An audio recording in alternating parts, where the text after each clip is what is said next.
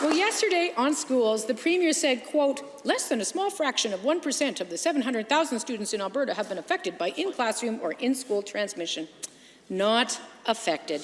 Mr. Speaker, in November, when the Premier failed to contain the second wave, there were so many schools with outbreaks, they closed every junior and senior high school in the province. More than 330,000 students were sent home, half the entire student population. Will the Premier apologize to these students for suggesting that they were not infected or affected? The Honourable Premier.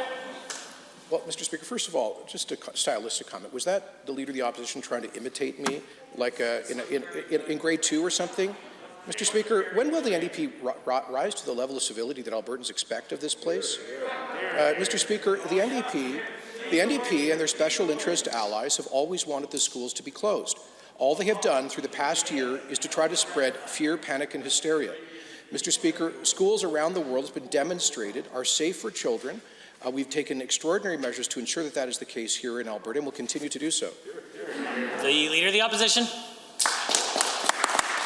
Well, Mr. Speaker, the government is lying. We asked the Premier to invest in keeping students in schools safely. They didn't. It got worse. Quote, less than a small fraction of 1% of the 700,000 students in Alberta have been affected by in-classroom or in-school transmission. Mr. Speaker, 1 in 3 teachers have been forced into quarantine or isolation, impacting the education of each and every one of their students. The Premier's comments diminish the reality of what children, their parents, and their teachers have been going through this pandemic. Why won't he apologize? The Honourable the Premier. Mr. Speaker, there is nothing to apologize for in putting children first to ensure that they had the benefit of in-classroom instruction.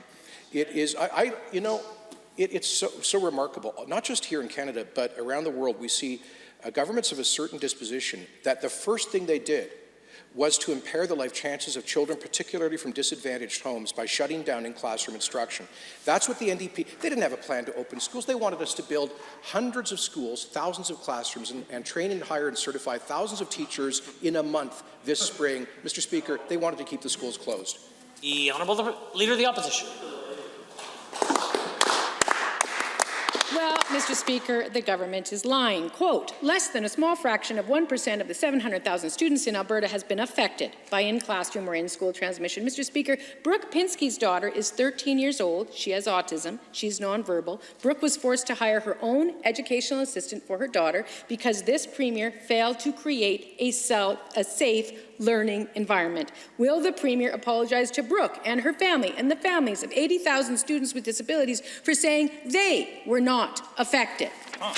The Honourable the Premier. Mr. Speaker, I didn't say that no one has been affected in the school system in Alberta, but as of March 22nd, according to Alberta Education, there are 1,474 active cases of COVID-19 amongst staff and students. That is 0.2% of the population of 720,000 staff and students. We should be concerned about those 1,400 cases, but we should not do what the NDP seeks to do constantly, which is to create fear and hysteria.